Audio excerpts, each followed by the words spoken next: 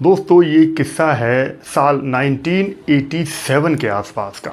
उन दिनों में एक फिल्म पर काम चल रहा था, जन्म जन्म। स्टार कास्ट में थे ऋषि कपूर, गुलशन ग्रोवर, अमरीश पुरी, डैनी, अरुणा ईरानी, विनीता गोयल और भी कई सारे कलाकार थे। इस फिल्म का मधुर संगीत दे रहे थे म्यूजिक डायरेक्टर लक्ष्मीकांत प्यारेलाल। इस फिल्म की कहानी लिखी थी अबरार अलवी ने और इस फिल्म को डायरेक्ट कर रहे थे विजय सदाना। फिल्म के गीतों को अपनी आवाज़ दी थी मोहम्मद अजीज़, कविता कृष्णमूर्ति, एक अनुराधा पौडवाल ने। इस फिल्म के सारे गाने लिखने की जिम्मेदारी सौंपी गई थी लिरिक राइटर एस.एच. बिहारी साहब को। और एस.एच. बिहारी जी ने फिल्म की सिचुएशन के हिसाब से इस फिल्म में 4 गाने लिख दिए थे। 2 गाने और लिखना थे, जिसमें उनके लिखे हुए ये 2 गाने काफ़ी पसंद भी किए गए थे। छल के आंखों की डगरिया, जिसको कविता कृष्णमूर्ति ने गाया, छल छल छल के इन आंखों की डगरिया, जालिम जवानी तड़पाए। और दूसरा गाना ये जन्म जन्म की प्यासी अखियां भी पसंद किया गया था। जन्म जन्म की प्यासी अखियां तेरी बाट निहारे। और भी 2 गाने एस.एच. बिहारी साहब लिख चुके थे। 2 गाने उनको और लिखना थे। फिर दिन आया 25 फरवरी 1987। एस.एच. बिहारी साहब उन गीतों पर काम करने ही वाले थे कि अचानक से उनकी तबीयत ख़राब होने लगी और एस.एच. बिहारी अचानक गुजर गए। बहुत बड़ा झटका था उनके पूरे परिवार के लिए और फिल्म के लिए भी ये एक बड़ी दुखद घटना थी। फिल्म पर भी काम रुक गया और बहुत ज़्यादा एक दुख भरा माहौल बन गया।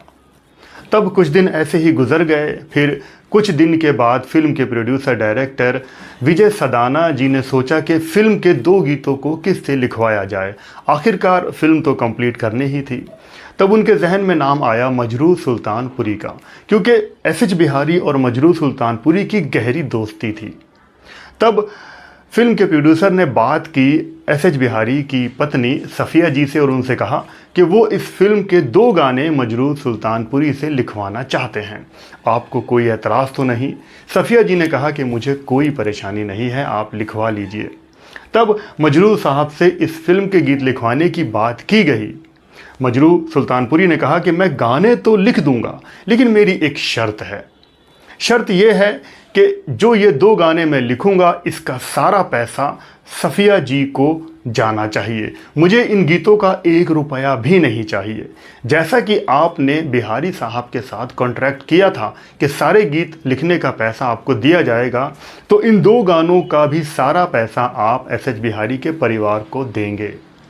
ये बात वाकई में आंखें नम कर देने वाली थी और इस बात से सबकी आंखें नम भी हो गई थी। एस.एच. बिहारी जी की पत्नी सफ़िया जी ने ही इस किस्से को भी बयान किया था। तब मजरूह सुल्तानपुरी ने 2 गाने लिखे, जिसमें एक गाना ये भी था,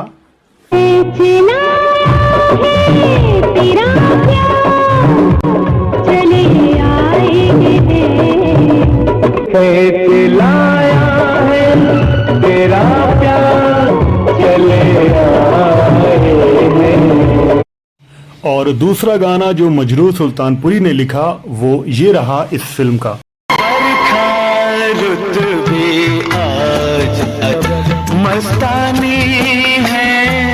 तो जैसा कि तय हुआ था, मजरूह साहब ने गाने लिखे और उन दोनों गानों के पूरे पैसे मिले एस.एच. बिहारी जी के परिवार को।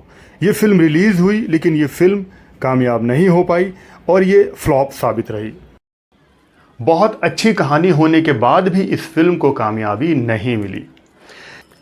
इस फिल्म की कहानी से प्रेरित होकर और इस फिल्म की कहानी से काफ़ी मैच करती हुई एक फिल्म साल 2007 में रिलीज़ हुई थी, शाहरुख खान और दीपिका पादुकोण की, ओम शांति ओम। इस फिल्म की कहानी का एंड बहुत हद तक फिल्म जन्म जन्म से मैच खाता है। वापस आते हैं एस.एच. बिहारी साहब पर। उनके गुजर जाने के बाद एक्टर शम्मी कपूर भी उनके परिवार के लिए खड़े रहे थे। उन्होंने मैसेज भिजवाया था सफ़िया जी को कि मैं हूँ, कोई परेशानी हो तो मुझे ज़रूर बताना, और काफ़ी मदद भी की थी। शम्मी कपूर अक्सर सफ़िया जी से कहा करते थे कि इस फिल्म लाइन में चढ़ते सूरज को सलाम किया जाता है। शम्मी कपूर जी के लिए एस एच बिहारी ने एक बहुत ही शानदार गीत लिखा था फिल्म पगला कहीं का में। ऐ मेरे दिल यहाँ तू अकेला नहीं, और भी है यहाँ गम के मारे हुए। ऐ मेरे दिल यहाँ तू अकेला नहीं, और ये इस फिल्म में इकलौता ऐसा गाना था जो कि एस एच बिहारी ने लिखा था और इसका मधुर संगीत दिया था शंकर जयकिशन ने। यह गीत भी काफ़ी पसंद किया गया था। उधर म्यूजिक डायरेक्टर लक्ष्मीकांत प्यारेलाल ने भी एस एच बिहारी के परिवार के लिए अपना हाथ आगे बढ़ाया था और काफ़ी हेल्प भी की थी। तो इस तरह से ये किस्सा था। एस एच बिहारी साहब तो साल 1987 में 65 इयर्स की उम्र में इस दुनिया से अलविदा कहकर चले गए। उसके बाद उनका परिवार था जिसमें उनके 2 बेटे भी दुनिया से गुजर चुके हैं।